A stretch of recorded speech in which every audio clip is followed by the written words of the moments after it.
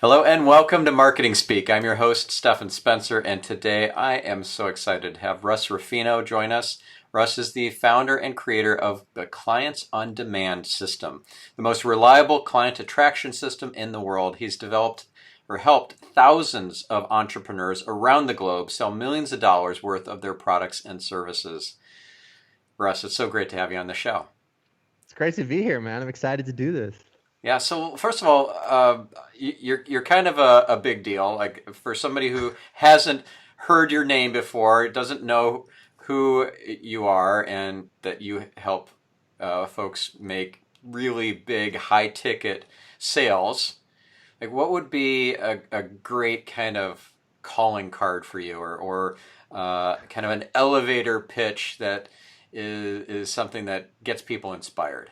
Yeah, in a nutshell, look, we work with coaches, consultants, professional service providers, thought leaders, experts, and basically help them enroll clients into their business at $5,000, $10,000, $15,000 prices, like clockwork, anytime they want, even if no one's ever heard of them before. Yeah, and it's a reproducible system, so it can Yes. scale as they grow their business, and it doesn't rely on just them. That's exactly right. Yeah, it's totally scalable. So one of the cool things about our company is, that expression, we eat our own dog food, meaning Yep. like we do what we do is what we teach. Yeah, the strategies that we teach are exactly what we have been doing for the last 7 years. So these are the strategies that got me to my first $100,000 month. They're the strategies that got us to our first $1 million month, and then up to where we are today, which is around 1.5 million a month. So these strategies are certainly scaled with my business, and it's the exact same game plan that we teach to our clients. So yeah, it's totally scalable, and it's a hell of a lot of fun. That's awesome. So, when you started out, did you envision that you would get to an eight-figure business, or was this like something that kind of became real once you got to, let's say, $1 million? You're like, wow, I think we could maybe even get this to eight figures. Like, where did you see this going to? So when I first started out, way back in the day, I was 31, I'm 41 now, so I guess it was like 10 years ago. Quit my bartending job, started an online business, just doing like affiliate stuff, just doing like really basic sort of stuff to make a little extra income online. And at that point, my goal was to make $100 a day. I thought to myself, man, if I can make $100 a day and not have to bartend anymore and I could just make money online, oh my God, that would be like the best life I can possibly imagine. Like to me, that was everything. And I was able to do that really fast. And then the goal became, well, what if I did $10,000 a month? And at the time, again, that seemed like all the money in the world. I had never made more than probably, I don't even know, 22 grand bartending in 1 year, maybe 25, I don't know.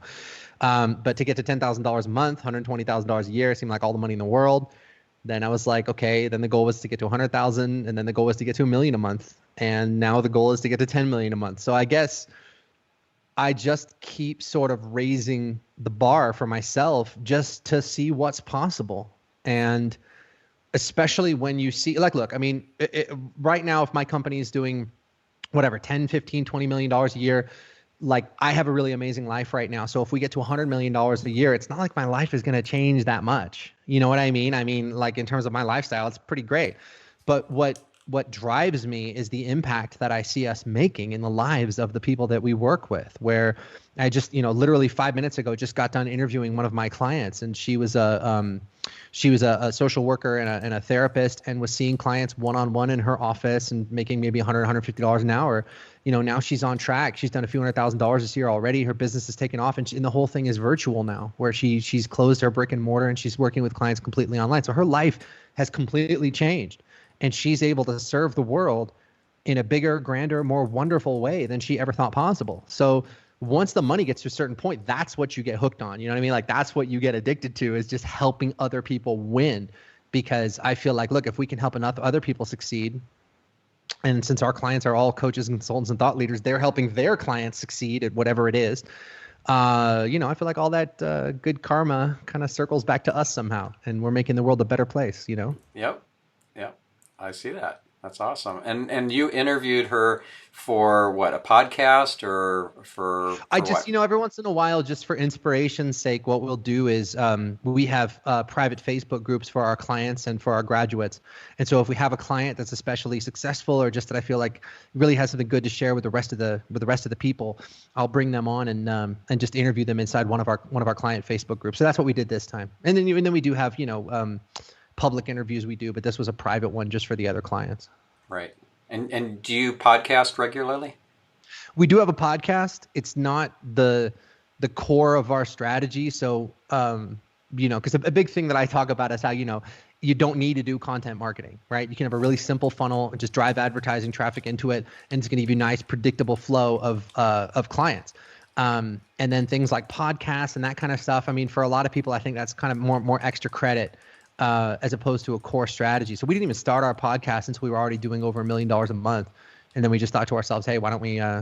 We were doing videos already for the people that we work with. So we said, look, why don't we just rip the audio off these videos and turn it into a podcast? So that's basically what we did. Gotcha. Okay. So that's Yeah. kind of a provocative statement that you don't need to do content marketing. You don't. I mean, our whole business is really built on the back of one 45-minute presentation. So our core strategy for attracting clients it couldn't be simpler. It's add, webinar, phone call, new client. That's it. Add, webinar, phone call, new client. And like I said, that's what we were doing when I had my first $100,000 month, and that's what we were doing when I had my first $1 million month. And we're literally just driving traffic from YouTube and from Facebook into a really simple 45-minute webinar. It's automated. I don't even have to do them live.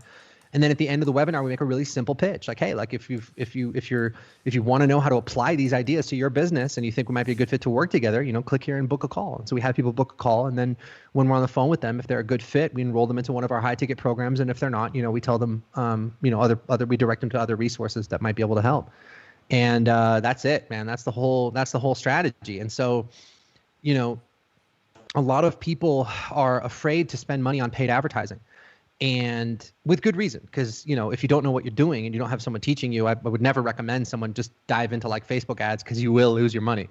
But if you have a good solid system, yeah, man, it's like you can get all the traffic you need from running ads on Facebook or running ads on YouTube. And so the alternative is to do all this content marketing. And what does that look like? Okay, it's fine. You start a podcast. How many episodes do you have to record before it really catches on?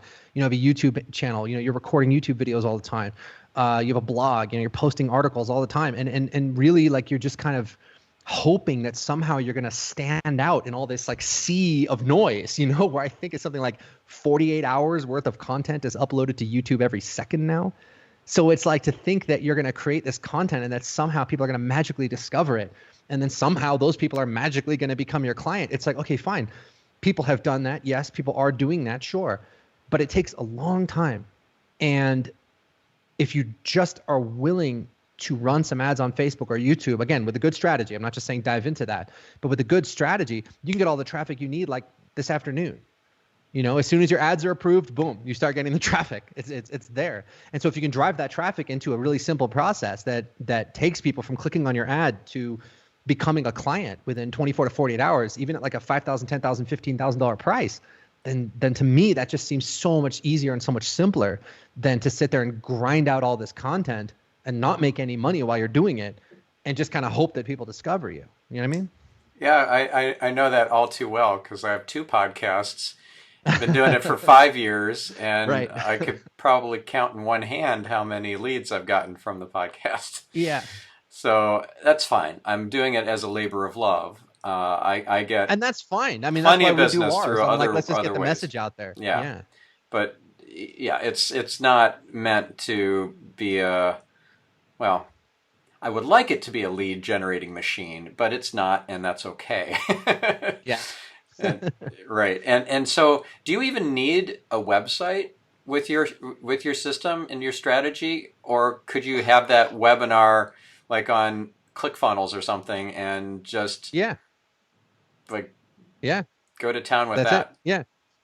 Yeah. Yeah. I mean, we didn't even have a website at all until I think we were already doing $200,000 a month, maybe. And then between 200,000 and $1 million a month, we had like a pretty simple, like rudimentary website that, my tech guy put together, and it was nice, but it wasn't like anything special. So if you go to our homepage now, clientsondemand.com, you'll see we have this, like a really nice professional looking website, but like we didn't even have that until we were already doing 8 figures. And my team came to me and they're like, Russ, like, come on. Like, we're an 8 figure company now. This website's embarrassing. Like, we gotta, like we really gotta like put a nice website together. And I was like, all right, fine. But yeah, all you really need is, like I said, ad, webinar, phone call, because people are going to click your ad, they're going to watch the webinar, they're going to book a call, and that's it. When you're on the phone with them, you can enroll them as a client or not, and that's it. So yeah, it's a lot of the things that people think are really important, like a big social media presence or a beautiful website or great branding or whatever that is. It just becomes unimportant when you have a process that turns people from clicking an ad to becoming a client. Yeah. And you can, those things are like I said, those things are like extra credit. I mean, maybe if you want to use a metaphor, maybe they're the cherry on the sundae, right? But they're not the sundae. The sundae this is how you get clients at the price that you want consistently. yeah. So why YouTube and Facebook ads and not Instagram ads or Google search ads? Good question. So we do run ads on Instagram because Facebook owns Instagram. So if you're running ads on Facebook, it's really easy to run ads on Instagram too. So we do run ads on Instagram. So Facebook and Instagram, they've got the same, more or less the same ad setup, sort of the same, mostly targeting options and that sort of thing. And so the reason YouTube and Facebook are the best is that their targeting options are great. Like if you compare what you can do on YouTube and Facebook to like what you can do on LinkedIn, like LinkedIn's ad platform is like, it's like a dinosaur compared to what you can do on Facebook and on YouTube. So right now, those two things are those two places, in my opinion, are the best places to advertise. Google search is fine. But again, we just get a lot better traction out of YouTube and Facebook. So, my philosophy is I'm not married to, one particular traffic source. I'm not married to even one particular process. For me, it's just about what's going to get the maximum results in minimum time. And right now for us, Facebook's working, YouTube's working, running them into webinars working, and then into a phone call. And by the way, I invest about, oh my God, I don't even know, at least $500,000 a year in just testing different approaches, right? So maybe a video, what if we took a video sales letter and put that in place of the webinar? Would that work better?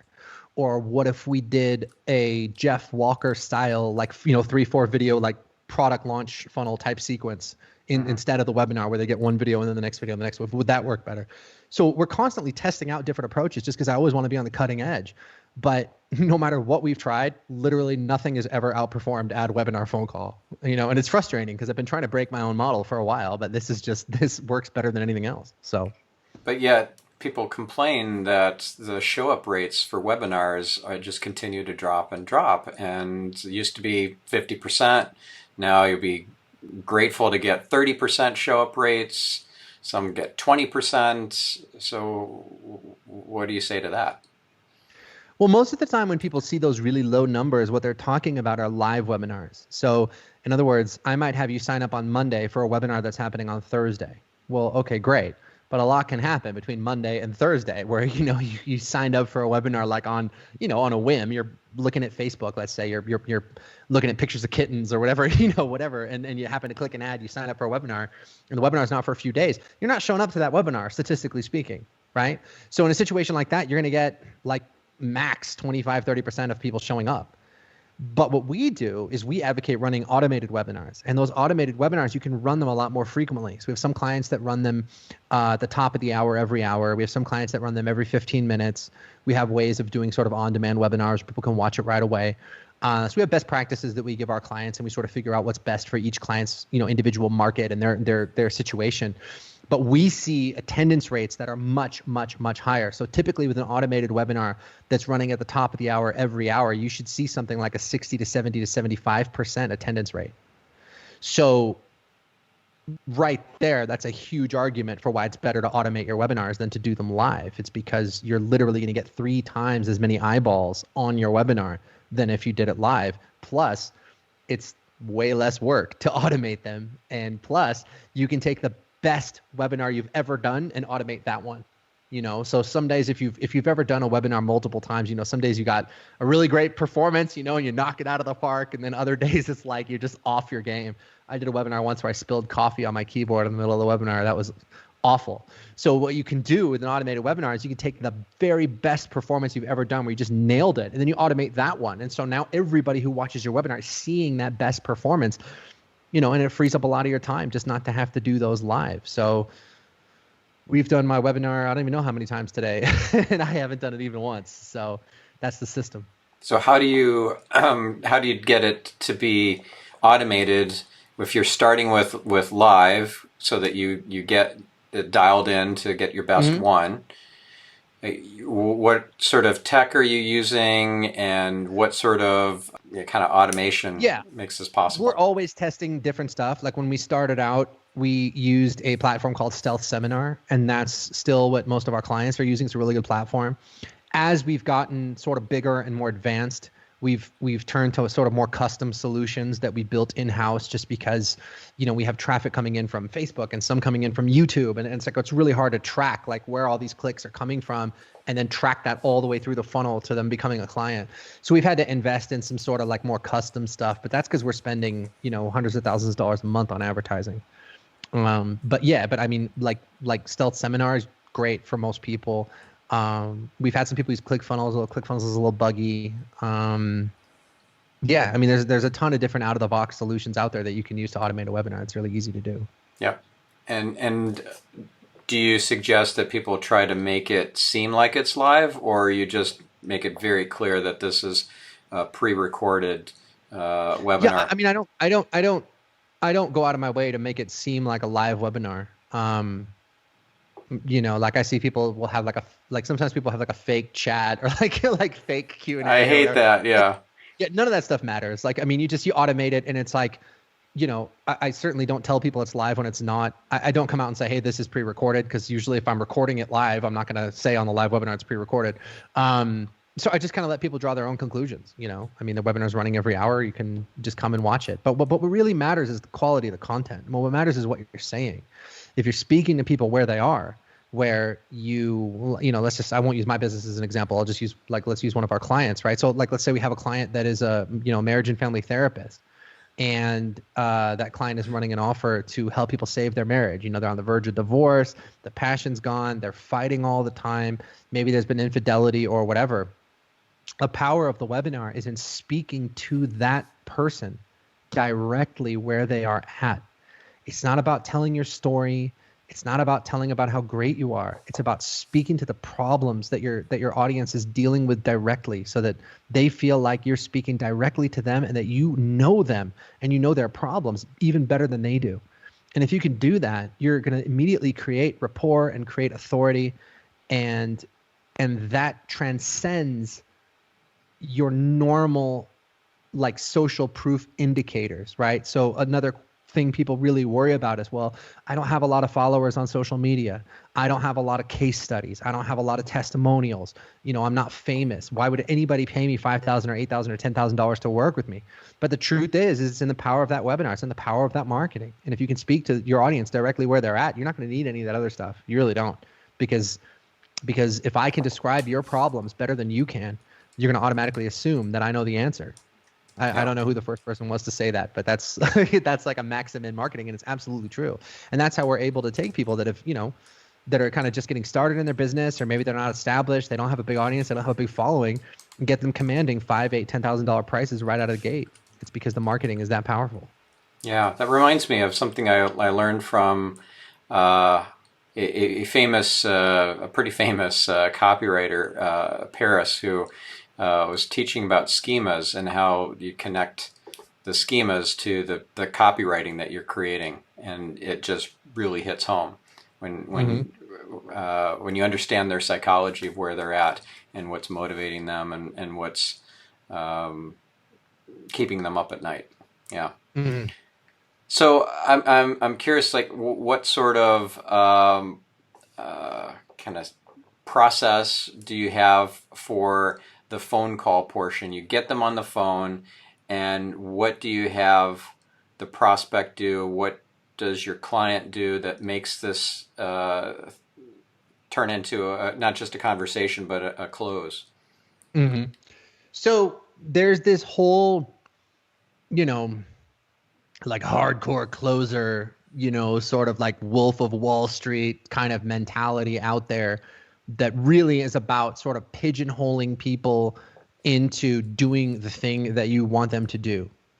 And that's the opposite of the way that we do it. The way that I see it, the purpose of that call is it's not a sales call, it's an enrollment call. And the difference is that I need to get clear on whether or not I can even help you in the first place. Like, what's the problem you're dealing with? What's going to happen if you don't fix it? Can I help you? And do I want to? And those are the four things that we need to get in sync on. So, a lot of people will say things in their marketing like, well, this isn't for everybody.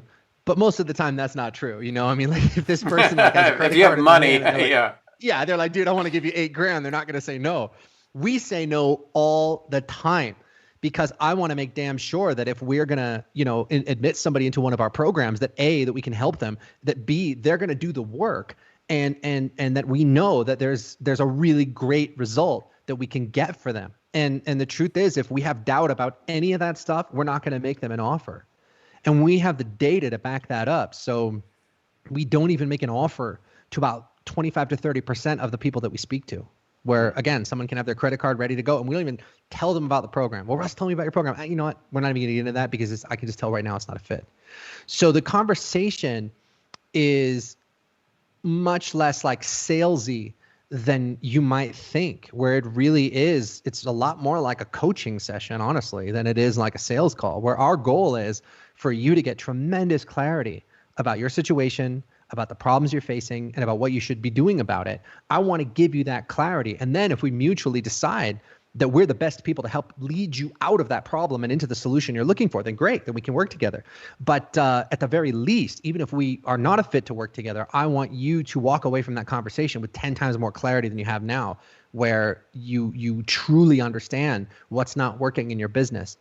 And that's what we teach our clients. And so when it's done correctly, the conversation should be a really collaborative, really smooth, really positive experience for both parties. And our clients tell us all the time that doing those enrollment conversations is their fun, the funnest part of the process. All right. And the key mistake that a lot of folks make, probably none of your clients, but a lot of coaches and consultants and experts will do these strategy sessions, a free strategy call or free consult, and they'll give away so much gold. A lot of the how-to, they're over-educating the prospect, and then they feel like, oh, I've got a lot of value out of this. Thank you so much. I'm going to go ahead and implement what you suggested. And like, what? I thought you were going to sign up. Exactly. That's exactly right. And so this is a big trap that a lot of people fall into, not just in their enrollment conversations, but also in their webinars, frankly, where they will just give away the farm. And I mean, and this was really popular.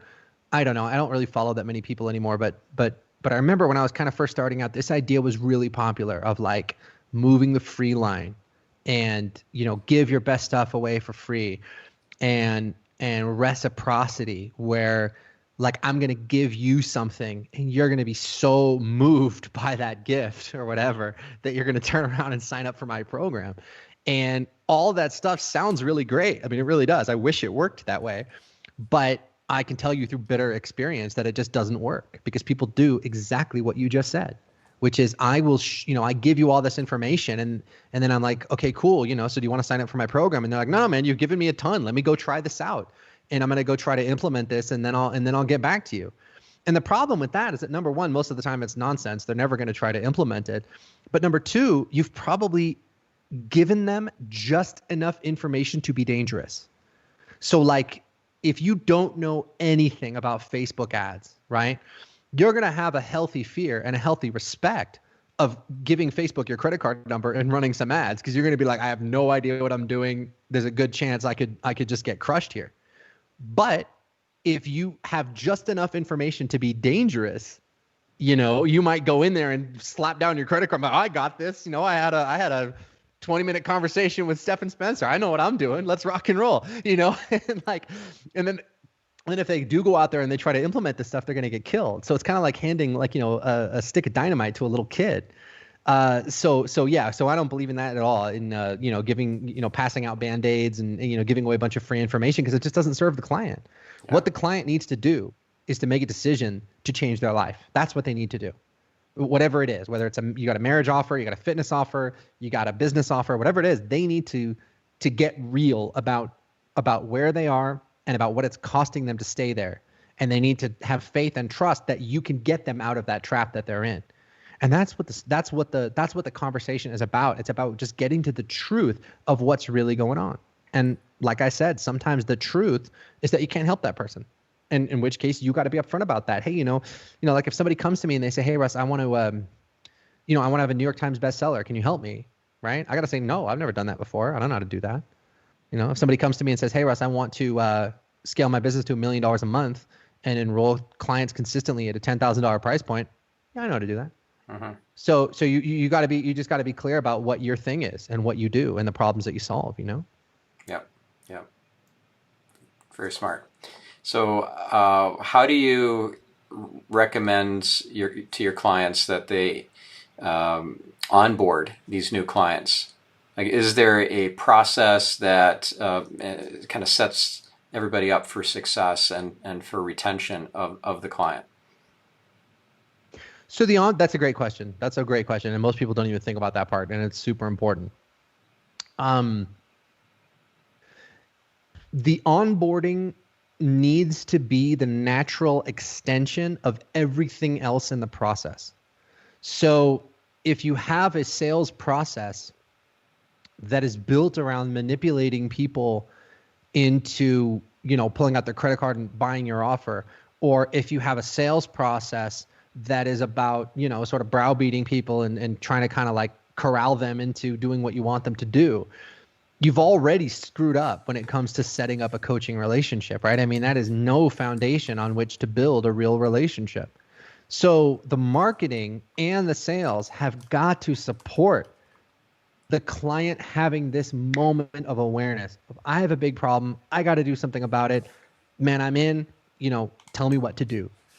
And that's what we do in our marketing. I think we do that better than anybody else, where when people come into Clients on Demand or in one of our clients' workshops, they're coming in there ready to rock. They're coming in there ready to work. One of my big frustrations when I was first starting out, when I was doing the low ticket thing, was that people seemed to buy my stuff. They seemed to really enjoy my stuff, but they never ever took action because maybe, they spent $20 or something. And it wasn't enough to motivate them to really, to really take action and solve the problem. So today, now that we're charging a premium price, people come in ultra committed and they come in ready to work. Yeah. So when you pay attention. Of course, yeah. And so once the sale is done, it's about immediately getting people focused on the future. Like, okay, great. So you're in. What's the first income goal that we want to set together? And when do we want to achieve that by? What are the things that are standing in your way? So at Clients on Demand, and this is something people might not know, yes, we provide really amazing coaching when it comes to things like Facebook ads, when it comes to things like webinars, when it comes to the strategic piece. But we also have some of the best mindset and performance coaches on the planet on our staff, people with like 20, 30 years of experience. And the reason we have those people is because most of the time what gets in your way is not the strategy. What gets in your way is fear. Your own fear, your own poverty mindset, maybe your own self-sabotage, getting overwhelmed, whatever it might be. That's the stuff that really kind of gets in people's way. And so we have a whole team of coaches on staff to guide people through that part of it. And that really is part of our secret sauce. I mean, that was an absolute game changer for us, because now we could coach people through whatever they were going through. It's weird, man. Like, and you never know when it's going to pop up. One of the big problems that we had was we would get our clients to their first $100,000 month and they would freak out. Oh my God, no one in my family's ever made more than no one in my family's ever made $100,000 in a year. And I just made $100,000 in a month. And if you've never done that before, you're going to freak out a little bit. And I was like, It's because it's funny because like as a marketer, as a strategist, you think to yourself, oh man, once I get people the result, that's it. But sometimes the result was enough to to make people freak out a little bit, and so we needed to have, a team of people there that could coach them through that and get them to expand into this new identity that they were building for themselves and this new life they were creating. Yeah, that reminds me. There's a Marianne Williamson quote about people aren't afraid of failing, but they're afraid that they're going to be more successful than. Oh, here, let me get Yeah, the exact quote. This is a good one. Our I know the deepest, one you're talking about, but I can't remember the exact wording either. yeah, It's really yeah. good. Our deepest fear is not that we are inadequate. Our deepest fear is that we are powerful beyond measure. It is our light, not our darkness, that most frightens us. We ask ourselves, who am I Absolutely. to be brilliant, gorgeous, talented, fabulous? 100K a month. Oh, I added that. Actually, who are you not to be? You are a child of God. Your playing small does not serve the world, etc., etc. That's a beautiful quote. And it's true. And I think people really, really need to take that to heart and take a look. Okay, are you playing small in your business? Are you making the impact that you were born to make? Are you working with the clients that you dream of working with? Every day, are you changing people's lives, and are you making a really great living for yourself while you do it? And if the answer is no, then you need to look around and find someone that's doing that and learn how. So, what do you say to the person who thinks that, all right, I need to get something in like, or some uh, I don't know, magic pill, bullet, silver bullet, whatever, that allows me to pivot, right? So pivot. I need to pivot because it's Corona times, and we can't do in-person events anymore, or whatever the thing, whatever the issue is that they're facing. What do you tell somebody who's shopping for a pivot right now instead of just getting real like you were just describing? Well, look, if you had a business that was really, really successful, and then all of a sudden the coronavirus thing, put a dent in that, then yeah, you need to pivot, But if you have a business that was never really that successful in the first place, then it's not about a pivot. It's about getting a strategy that works to begin with. So, for example, to use that example of live events, I had I had a lot of friends that built their whole business around speaking and going to different events, live events. And so when Corona hit, it was like a bomb dropped on their business. I mean, all of a sudden, all these events they were scheduled to speak at were canceled. And so they pivoted. They found a way to do virtual events, and those ended, they ironed out the kinks. Took maybe 5-6 months for them to figure it out, but now they're doing just as good with virtual events as they were doing with live events. What's great about this model is it's pandemic proof. So everything we do has always been online, not just the webinars, but the obviously the enrollment conversations, those are happening over the phone or on Zoom. So there's no face-to-face contact there. And then the delivery of the service is we teach our clients how to do all of that online. All the coaching is delivered online. Everything's delivered online. My whole company is virtual. I got 31 people who work for me now, and they're all over the world. And we don't have an office. We just do it over Zoom or over Skype like this. So the pandemic really didn't affect our finances that much at all. I mean, there was maybe people were a little bit more fearful, than they normally are. But as far as like, having some devastating impact on our business, it just wasn't there because the whole thing was virtual to begin with.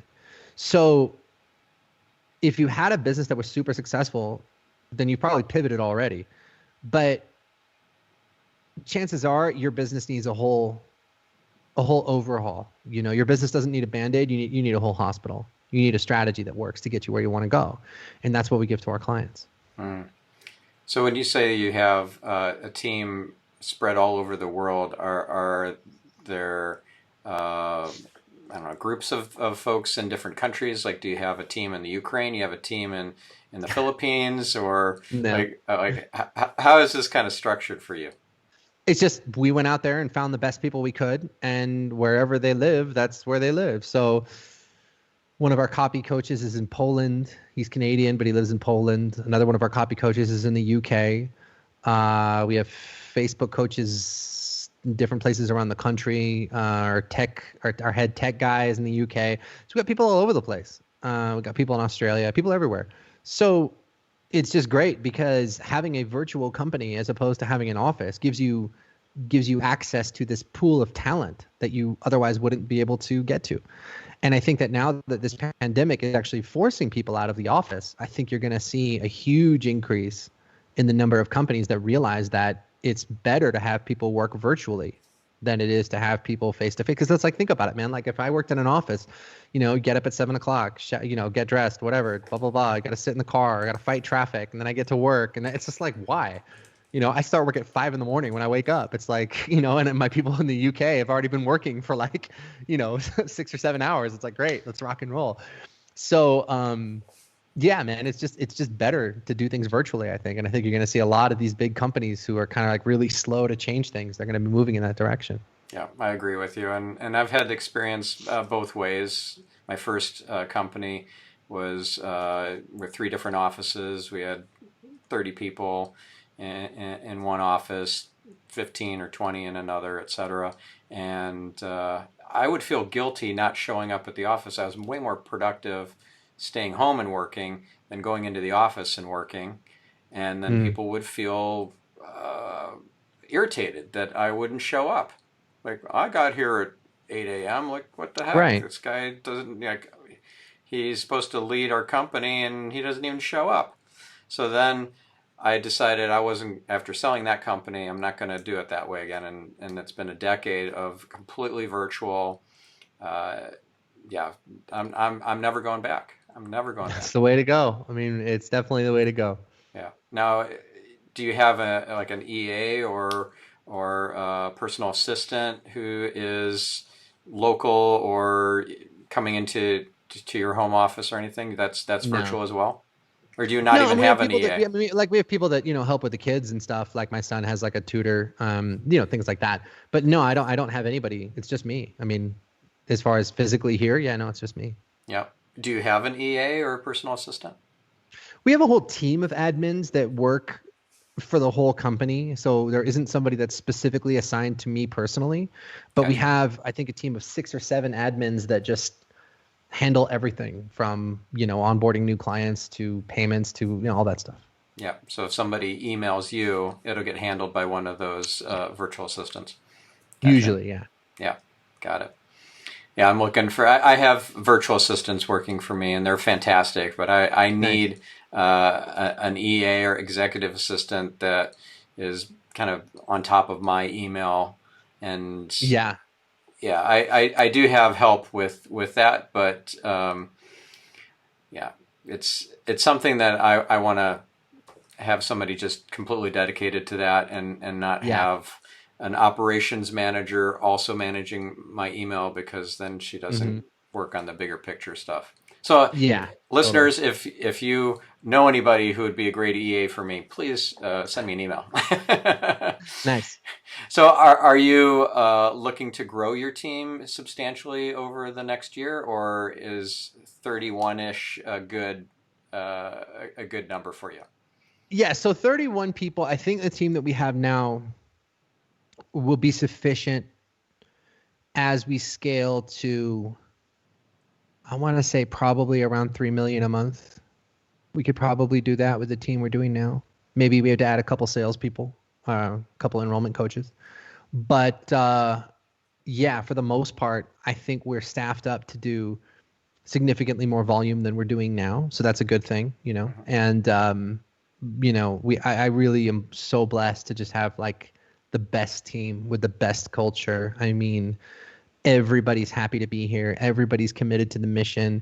They understand the difference that we're making. I mean, they see the wins the clients are reporting like every single day. I mean, I don't even have time to, I go into our Facebook groups in the morning and I log in on my phone and let's check out our little client Facebook groups. And it's just like win after win after win after win. It's like, I don't even have time to sit there and go, congratulations, that's amazing. It's like congratulating people on the stuff that they're posting. It's like, we don't have enough time. It's crazy. So, yeah, I mean, I think we have a wonderful team and a team I'm very, very blessed to have. And I think we can go a lot farther with this team that we have. So, what do you tell your clients when they're looking to grow a team that includes, let's say, enrollment Hmm. coaches, salespeople, and so forth, and they've been doing the sales themselves the whole time, and Hmm. now you're asking them to get outside their comfort zone, do something completely new? That is a huge commitment, Yeah. and the salespeople are probably going to be the most expensive people on the team. maybe even making more money than the owner. What do you tell them to help them get past that? So just a couple things. So first of all, you're absolutely right. I think that in the beginning, it's very important to do those enrollment calls yourself, because if you want to build a team down the road, it's really important, I think, to know how to do something that you're managing other people to do, if that makes sense. You know, like if you ever watched that show, The Profit, with Marcus Lemonis. You ever watch that show on No. CNBC? It's this guy, Marcus Lemonis, who's the CEO of this company called Camping World. He basically goes around and he goes to these distressed businesses that are, you know, on the verge of going out of business, or they're having big problems, and he kind of comes in and turns the thing around. And what's interesting about that show is that whatever kind of business it is, the first thing he does is rolls up his sleeves and does whatever it is. So like let's say it's a, I don't know, frozen yogurt shop or something. He'll be like, okay, show me how you make the frozen yogurt. Where do you keep it? Where does it go? You know, let me try this thing. You know, okay, oh, this is good. You know, whatever. And he gets in there, so he understands the nuts and bolts of the business, right? So it's very important, at least for our clients, that they get that, they build that muscle of being able to do those enrollment calls themselves, I think, before they go out there and they hire a team to do it. But when they're at that point, you know, so when do you hit that point? Well, most of our clients, you know, like, look, if you have a $10,000 program, you only need to enroll 10 clients a month, and you're making $100,000 a month.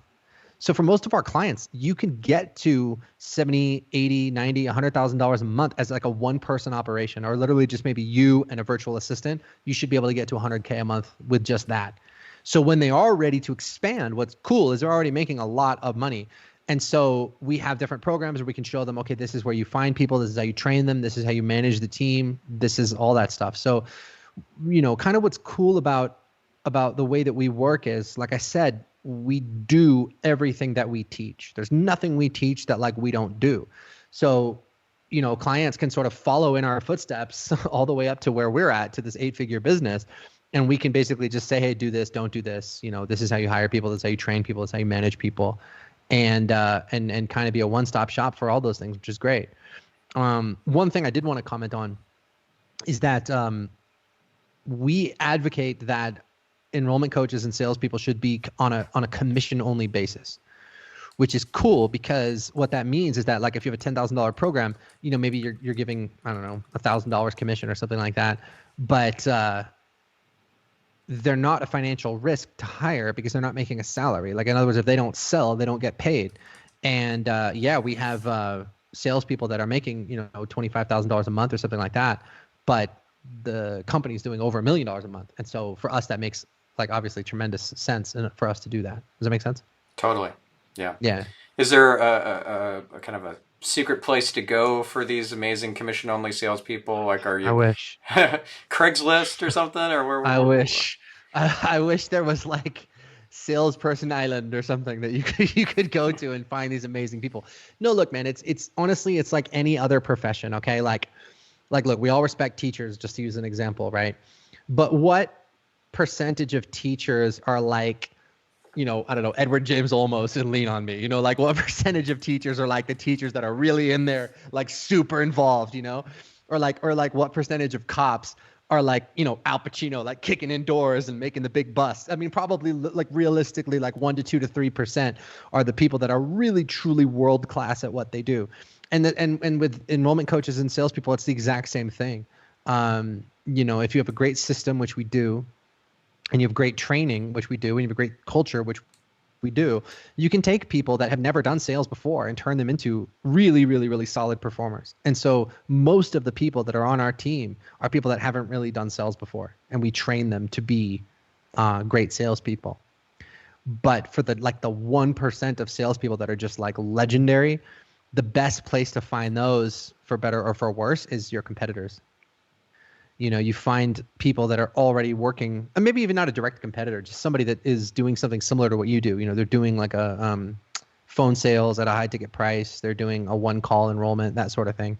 You can find people that are doing really well in other people's companies and then invite them to come and work with you. And what we found is that most of the time, even if there is a salesperson who is financially doing well, you know, they don't really believe in what they're selling, to be honest. You know, I mean, there's so many programs out there for sale, and so few of them actually get results. That once a salesperson kind of gets hired and they, you know, they get to see under the hood, you know, and they get to like see behind the curtain, see what's really going on. They understand that the clients just aren't getting results, or that they're not getting what they paid for. And so when you have clients that are crushing it, it's really easy for us to go to those people and say, hey, listen, man, I know you're making good money over here. You can make, over there where you are, but you can come make good money with us. But the difference is, like, look at what our clients are doing. Look how happy people are. Wouldn't you feel better about selling this as opposed to selling what you're selling now?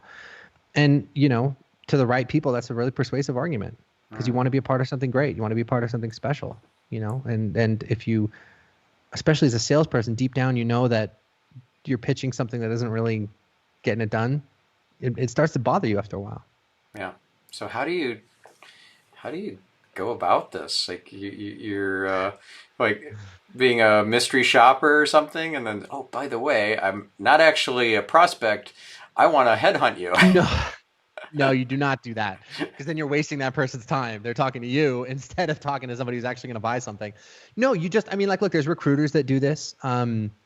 There's, recruiters that will go out there and poach top performers from other sales teams. But just, word gets around. And the thing is too, like, A players always know A players. So when we get someone on our team that's a superstar, most of the time they know 4 or 5 people that they could bring on to do to do a great job. And so the best people that we've gotten, if believe it or not, come through referral. Gotcha. So, yeah. But again, it's like it comes down to so many other factors that go into it. You can have the best salesperson in the world, but if you don't have solid lead flow, they're not going to have anybody to talk to. And you can have great lead flow and great salespeople, but if your program sucks, eventually those salespeople are going to say, hey, the heck with this, I'm done. So you really have to have every piece of this has to be dialed in. The marketing and the lead flow have got to attract the right people for the right reasons. The sales process has to enroll people smoothly in a way that feels good. And then the program itself has to just be out of this world. It's got to be fantastic. And so those are the kind of the 3 plates that I always have to keep spinning. You know what I mean? Like, I always have to keep the lead flow crushing it. I always have to keep the sales going well. And we always have to keep the clients happy and getting results. But that's the business, and in a way, it's much, much simpler than most other businesses. Most businesses have to worry about, supply chains and manufacturing and ERP systems. Whatever it is. Yeah. If you have a donut store, it's like, where are we going to get our dough? Who's going to fry it up? It's like there's all this extra stuff that goes into it. With us, literally, it's just the leads, the sales, and then delivery. Yeah. But you need things like references and testimonials, case studies, and that sort of stuff in order to kind of grease the wheels, make it easy for the person to say yes, because you got plenty of social proof and similar businesses that you've taken them through that process, or similar constituents or clientele that you've helped, right? Well, so here's what's funny, man. Most of the people that we work with don't have those things, and it doesn't matter. It just doesn't matter. Like, if the marketing and the webinar itself. See, here's the thing. In my opinion, social proof and testimonials and reviews, and this is another thing that, like, I think people rely much too heavily on. They're not nearly as persuasive as just getting up there and demonstrating your expertise, because reviews can be faked. You don't know, like, like let's say you see a testimonial, it's a really great testimonial. You don't know, maybe this guy's had 500 clients and that's the only, like, 5-star review they've ever gotten. Now, that's the one they're going to show you. But if I'm talking to you and I am describing your problem better than you can, you, like I said before, are going to automatically assume I know the answer. And that's going to be automatic in your brain. You're going to go, this guy knows what the hell he's talking about. And that initial perception is usually so powerful that you just can't knock it down. Whereas if I have massive doubts about everything you're saying, maybe I'll go out there and look for reviews, but that doubt isn't going anywhere. Just because I read a bunch of reviews, I'm not going to go, okay, well, this, I'm not sure about this guy, but I read some reviews. I don't know.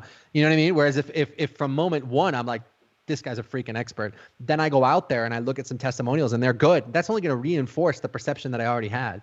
It's not going to change that perception, if that makes sense. So most of our clients who come to work with us, they don't have a lot of testimonials and a lot of case studies and all that sort of thing. Even if they've been in business for a long time, maybe they've just never bothered to collect them because they've never really done online marketing before. And so if those things are there, great, we'll use them. If they're not there, it really doesn't matter. because most people just don't trust those things. They just don't. And it's only pretty recently, honestly, that we started involving that kind of stuff more and more in our marketing, because we have so many testimonials and case studies. I'm like, look, let's just put them out there.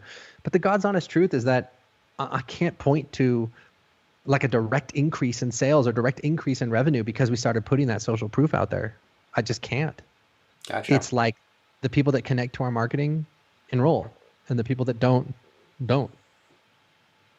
Do you need to demonstrate your expertise in the Facebook ad or the YouTube ad, or it's just really in the automated webinar where that happens?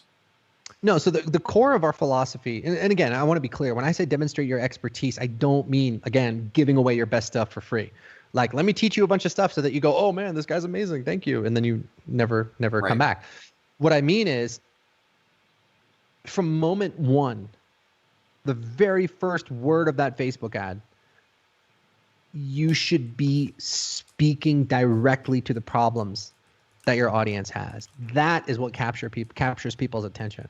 It's talking about the problems that they've got and the hell that they're in and the heaven that they want to get to. And most people spend way too much time talking about the bridge between those two things. This is where I got certified. This is the method that I teach. This is the system that I use. I got certified by guru so-and-so. I'm trained in such and such a method. Nobody cares about that stuff. What people care about is the problems that they have and the dreams that they have. And so right away, you should be speaking to both of those things. And now look, in your Facebook ad, obviously you have limited space, so you can only, kind of get the ball rolling there. But once they get to your registration page and once they get to your webinar, yeah, you got to get into that stuff. And that ultimately is what creates that rapport and that authority and that connection. Yeah. Now, Taki Moore says to stretch the gap between the pain state that they're in and the desired end state that they want to be in.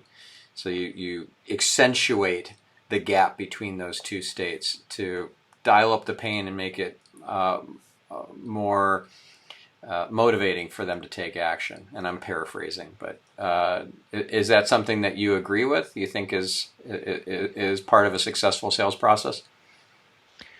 I don't look at it as dialing up the pain as much as I look at it as shining a light on it. And I know Taki, and I'm sure we're both saying the same thing in different ways. I'm just talking about mentally when I think about it, right? If I think about, okay, I got to ramp up the pain. And to me, just internally, I feel like I'm kind of stabbing someone and then trying to sell them a Band-Aid. You know what I mean? Well, he calls it stretch the gap, just to be fair to him. Right. It's not my job to create the problem. The problem is there, right? If someone's coming to us, they're coming to us, it's because their business is not working. It's not where they want it to be. If you're a marriage and family therapist, people are coming to you because they're having marriage problems. Okay, great. All we need to do is get in sync on what's really going on. So it's not about dialing up the pain. It's just about, look, let's shine a light on this thing. Let's get real. Let's really look at what's going on. If you're like a nutrition coach, you might be on the phone with someone and they might be saying something like, well, I got a few pounds to lose. Okay, great, man. Exactly how much did you weigh when you stepped on the scale this morning? You know what I mean? Like, let's go from the general to the specific. And maybe the general is, I got some weight to lose, and you can tell there's no emotional connection to it. They're not really looking at what's going on. But once we start to drill down to the details, how much did you weigh when you got on the scale this morning? Oh, I was 485 pounds. Okay. Now we've got something we can talk about. We're getting to get clear on the problem that we have to fix. So I'm sure we're saying the same thing. It's just when I'm writing copy, to me, it's about illuminating what's already there. And putting into the space what's really going on as opposed to creating that pain, because that's not my job. You already have problems. It's just that in order to get through your day, you don't really think about it. Yeah. But let's think about it and let's see what's really going on here. That reminds me of in the StoryBrand SB7 framework from Donald Miller. He talks about the internal problem and the importance of identifying what that internal problem is. And in the book Building a Story Brand, he has the example of CarMax. Are you familiar with CarMax? Yeah. Yeah. So they never address the external problem in any of their advertising. The external obvious problem being, you need a car, we've got a whole marketplace of cars, come buy a car from us, right? the internal problem about buying a car, especially a used car, is the salesperson and the Hmm. sales process, and how high pressure it is, and the information asymmetry, and the fear of getting sold a lemon, and the manipulation and all that. So that's the internal problem that gets addressed in CarMax's advertising. And it seems like that's relevant to what you're discussing about getting real and understanding the problem that they're facing better than they do. Would that be That's accurate? the key. That's the key. That's really the key. And I think that people don't go far enough with that, So, speaking of story, uh, people believe that the story is this critical part of the webinar, like you have to tell your story. And I just don't believe that at all. I'm like, who cares? No, if you want to know my story, great. We'll grab coffee and I'll tell you my story. But let's talk about you because that's the reason you're here. And so in our webinars, I spend very, very little time talking about myself because it's not relevant. I mean, I'll tell enough about myself so that okay, this guy knows what he's talking about. Here's my company, here's, whatever it is. But, I want to spend as much time as I can talking about you, talking about your problems because that's what you're here to fix. So I think a lot of the time people's ego gets in the way. I think a lot of the time people really want that significance. They want to be admired. They want to be respected. They want to be, a big shot. And it gets in the way. It interferes with your marketing because you end up talking about yourself too much. Yeah. So yeah, I mean, to me, if Clients on Demand has a secret sauce, the secret sauce is that it's speaking to people directly where they're at in a powerful way, where you're going to tell people things on that webinar that are true that maybe they haven't even told their wife. Maybe they can barely admit to themselves that that's what's going on. But when you hear someone say that, you're like, oh, yeah, that's real. I got to do something about this. Yeah. Speaking of doing something about it, where can we send our listener to if he or she is feeling the pain of not being able to make enough what they hope to make every month or every year, and they want to increase their income, their revenue, and Yeah. change more lives? So here's the requirement, first of all, right? We can work with anybody as long as you solve a major life or business challenge in your work. So if you teach people how to play the accordion, I love the accordion. I'm Italian. Accordion's awesome. It's probably not a $10,000 offer. But if you teach people how to, fix their marriage, fix their health, fix their business, grow their business, whatever it is, if you solve a major life or business challenge, then definitely come and check us out. So if you want to see our sales process in action, you can go to clientsondemand.com and there's a link there where you can check out some of our free training. But if you want to book a call with our team, which I think is what you should do, you can go to clientsondemand.com/talk. That's clientsondemand.com/talk and book an appointment to speak to us. And we'll get into everything. You can tell us what you're stuck on, what you're struggling with, whatever's not working, and we'll put our heads together. We'll help you figure out a solution. And if that solution involves working with us, great. And if not, that's cool too. But either way, like I said before, our goal on that call is just to get you tons of clarity about exactly what's not working and exactly what you should do to fix it. Yeah, that's great. And you're not going to tell them how to fix it because that's too much information and too much education for that call. We'll give you a high level like picture, but yeah, we're not gonna. Yeah, I mean, like I Exactly. said, it would be dangerous if I was like, hey, go to Facebook and run these ads and spend this much money and then call me in the morning. It's like that's to me that's the equivalent of like malpractice. Honestly, you know Yeah. what I mean? That's like walking into a doctor's office and doctor says, hi, how you doing? And you go, my head hurts. And he goes, great. Here's 200 OxyContin. Go have fun, and that's it. Like like that's not the way you practice medicine. So yeah. Yeah, for sure. All right. Well, thank you so much, Russ. And yeah, I'm sure this was illuminating and inspiring and real for our listener. So much appreciated. My pleasure.